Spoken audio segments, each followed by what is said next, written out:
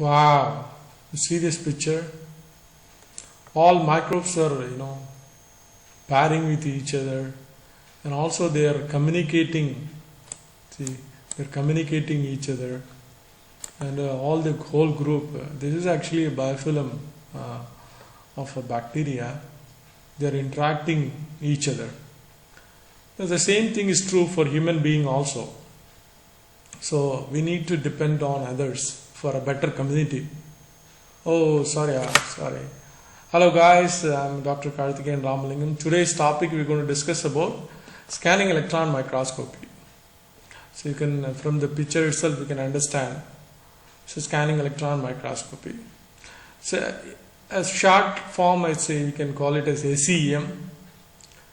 So SEM is a type of electron microscopy that produces images of the sample by scanning the surface with a beam of electron. The basis of electron interact with the atom of the sample and produce various signals that contain information of surface topography, and also some sample information also you can get it from the SEM image. So when you see this slide, you can see various type of microscopes used, and then what is the resolution, and then how big samples, how smaller sample, we can use it for light microscopy. All what we are going to discuss today, we are going to discuss these two, TEM and SEM, electron microscopes. See, for example, electron microscopes. So you can visualize 1 mm to 10 nanometer size of sample. For example, if it is a TEM, even a little more magnification it can do. So you can do from 10 micrometer to 10 picometer, 100 micrometer to 10 picometer. So that is where we're going to discuss today. So these slides, you can see the whole electron path of in electron scanning electron microscopy, and also realistic models get shown here. So actually what exactly happening in this layout, you can see first is an electron gun. We have a electron gun is there. So this electron gun producing the electron beam. That beam actually that is produced from cathode, the electron beam produced from cathode. So the anode will be there. Mostly these electromagnetic lens. See, for example, similar kind of light microscope you'll see. We have a condenser, and then we have objective lens, we have ocular lens. So many lenses will be there. Similar kind of focusing only doing, but here is done by electromagnetic lenses. So this is anode. It's made up of anode. Anode is condensing and then accumulating all the electron and pass it towards the lenses, electromagnetic lenses, and then finally it reaches the sample. Here is a specimen is there. The specimen, it reaches the specimen, and then from the specimen, whatever the electron reflected coming through the sample, it will be collected by this detector. This is a secondary electron detector. What is the difference from secondary electron means? This is from the electron gun, the beam of electron produced, that is a primary electron. From the primary, it is go and hit the sample. From the sample, like a reflected one, that's all secondary electron. So that will be detected by electron detector. So that will be projected in the, we have a different way of projection. We can see nowadays we have olden days they used to use a photographic film. So now now sophisticated, we have a digital world. We are in a digital world, so they are all use computer monitors, and then then we can see whatever we see there, we can see the image of the sample specimen what we have put it. Actually, so I used to work with this electron microscope for the biofilm sample.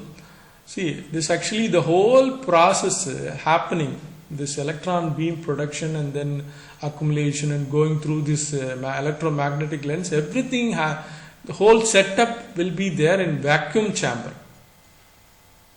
So this, for example, this electron beam, if it is, there is no vacuum, if there is a air is there, it won't be, it will be disturbed. So the whole thing will be happening, the whole electron movement is happening in the vacuum tube. Even see earlier SEM versions, so we need a lot of time to create vacuum inside. Then only after loading the sample we need to wait for 15 minutes, half an hour, more than time. So the complete vacuum will be produced inside. Then only we can start the imaging process. But nowadays it will be shorter because the newer versions are there. So what I'm trying to say here, the electron gun produce electrons that scans the whole specimen, and then secondary electron will be produced. Secondary electron, this is the one I'm talking about. Secondary electron will be produced from the image. So that will be collected by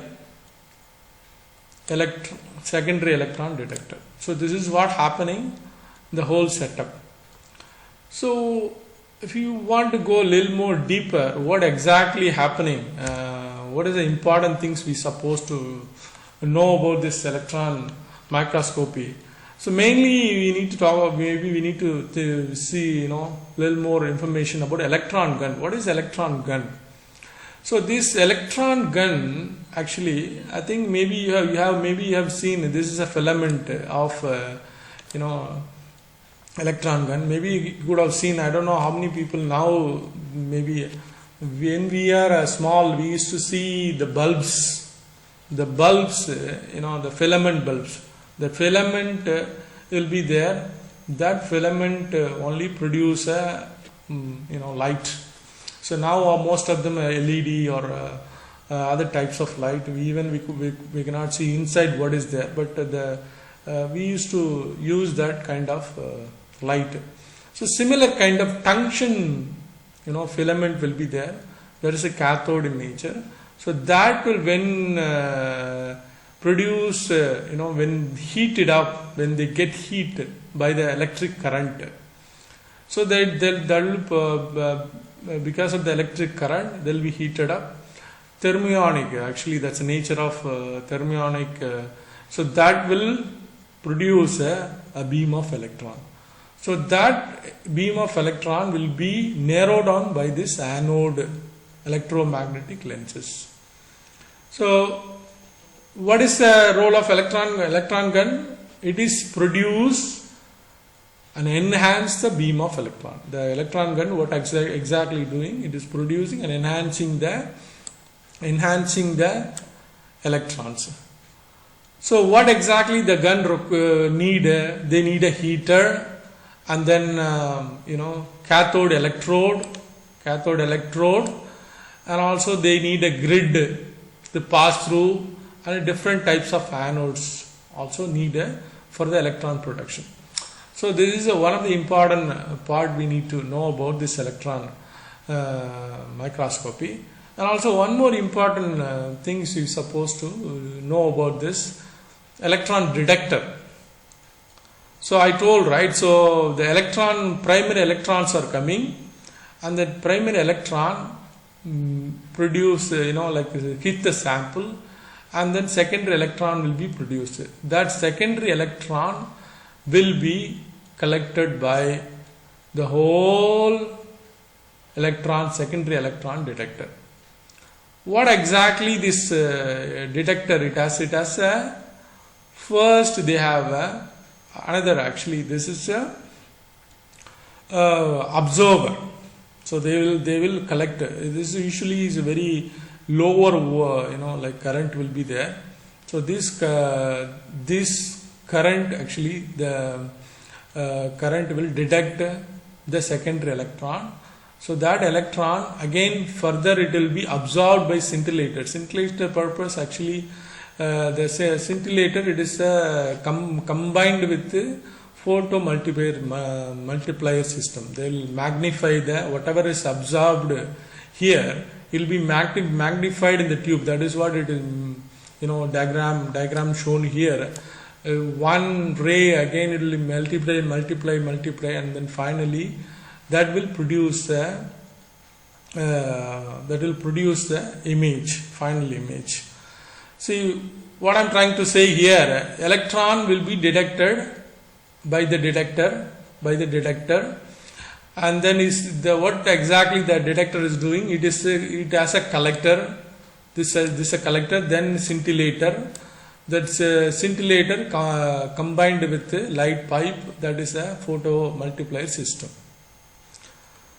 So electron microscopes first collected attracting towards electrically biased low volt grid. Actually this is a low volt grid will be there. Then further is enhanced by scintillator, and then further it is enhanced by photo multiplier. So in this picture, that is a roll actually. Maybe you can see one more arrows are here. I want to talk about this also. This is called a backscattered electron. Actually this electron, we no need this actually, this electron, because this is not exactly hitting the sample. This is actually what happened here. This is a different from secondary electron. This is secondary electron. Actually, this feature. This is a backscattered electron. What exactly happening? Primary electron beam is coming and hitting the atom of the sample, and then reflecting. And this is a give information of a sample. But here, when we talk about backscattered electron. So the primary electron beam is coming. It is nowhere it is hitting the sample. It just escaping, and then it is elastic scattering. That's what they used to say, or backscattered electron. This backscattered electron, if we collect, it will give a wrong information. So we need to collect only. So that is the reason. Even that energy of this backscattered electron similar like a primary electrons. So, but secondary electron, they will have a lesser, the energy. So, that's the reason here the collector will be there. This collector will have a lesser energy voltage, so that this will collect only lower energy electrons. Then that further it will go to scintillate observer. Then again it will be multiplied. And then it goes to finally the film. So one more important information we supposed to know. So one more important information we need to know about SEM, sample preparation actually, because SEM, most of the biological sample we cannot use directly. So what exactly we need to do? We need to do some sample preparations. What do you mean by why we need to do the sample preparation? For example, actually the water is the enemy for the SEM imaging process. If it is a little bit water is there, you won't see a clear image. You will see a dark spot only. You won't see the clear pictures like this one. Okay, so what we supposed to do? We supposed to do fixation, and also we need to remove the water. These are all the process very important, and also better to have if it is SEM or TEM, transmission electron microscopy, the sample little bit thinner sample is better. We are going to make if it is a very thick sample, it is very difficult to do it with both, but the TEM it leaves a very thin sample, but SEM you no need that much thin, but it has to be a little bit fat. But okay, so what exactly happened? For example, so what we used to do for a biofilm, bacterial biofilm. So we make the biofilm. Then further, what we do, we used to do fixation purpose, and then series of percentage of ethanol we used to use. Ethanol percentage we used to use for dehydration cell. What I'm saying, series first 50%, then 60%, then 70%, 85%, 90%, and then finally 100%. So after that we dry, and then we used to do some fixing agent, HMDS. So after fixing it, then again we'll use air drying or desiccator we can use, and then further the sample will be ready to go for the next step. What is the next step? Mostly people used to use this kind of stud. They used to call stud. They put the sample.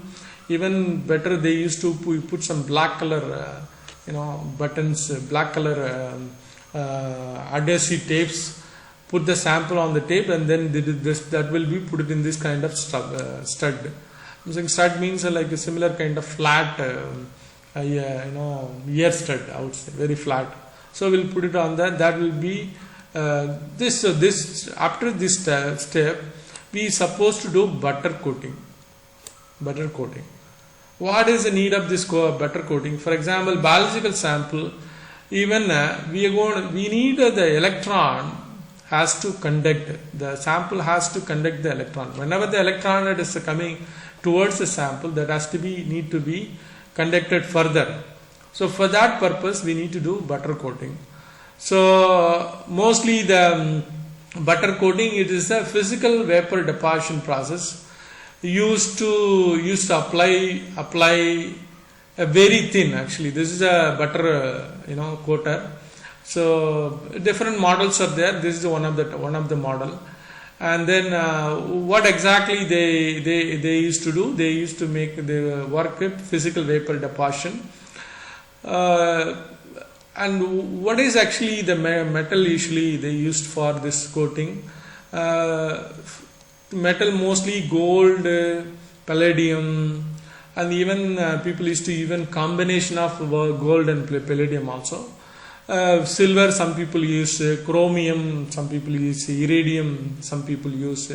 So these coater will make a thin film of this metal on the sample. So this is what actually it is making. It is making functionalization of the surface of the sample. So whenever the electron comes, butter coating will enhance the signals. Whenever coming there, it will be enhances signals. So and then for next we'll go for imaging purpose, whatever we discussed before. Well, for nowadays we have a lot of models, cryo ACM also there. So the cryo ACM, we need to use a cryo fixation method. For example, just in the sample, just they add liquid nitrogen, and then immediately there will be complete dehydration process will come.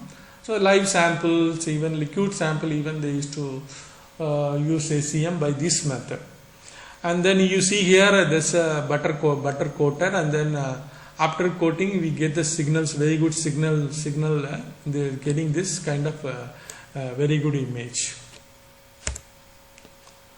So this slide actually, the image I have took Acinetobacter baumannii, the bacterial biofilm.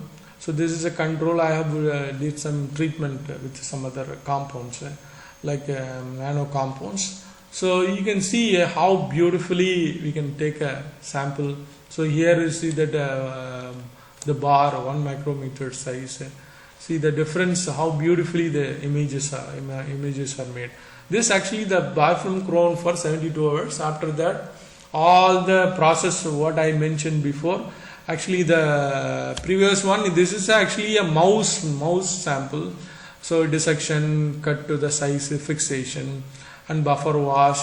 I'm saying this is what here up to this step it won't be there for biofilm. Biofilm we can start from buffer wash, and then fixation, then washing, dehydration purpose, all purpose will happen. It depends on the sample, a little bit vary, but you need that dehydration process and also fixation, HMDS fixation, all you need for the SEM image.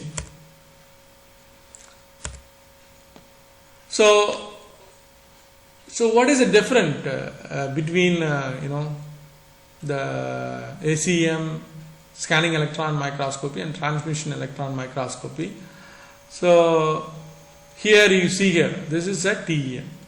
When you see the sample, where is the sample? Here is the sample. Here where is the sample? Is the sample is here. So what I am trying to say here, the electron beam will be produced from the gun. It will go through the sample and collect the information in the photographic plate, or maybe a fluorescent green, or maybe a computer screen, whatever it is. But here the electron beam completely directly coming towards the completely hitting the sample. Only the secondary electron is collected for the image. Here is a primary electron, SEM, this is a SEM, this is the secondary electron. So that is a very important difference. But for a TEM, you need a very thin sample. You need to use as a different methods are there for sectioning the sample. So even for example, if you talk about difference, if you take a paper, you just take a paper, the surface information can be collected from the SEM. If it is a TEM, it is go through the paper, the TEM, the electron beam go through the paper. For example, here the paper, they go through the paper and then give a cross section what is there in the paper. That is a difference between scanning electron microscopy and transmission electron microscopy. Remaining all mostly similar only. Some extra options will be there in the SEM XRD. We don't need to discuss it right now here. So more likely we are discussing about electron microscopy.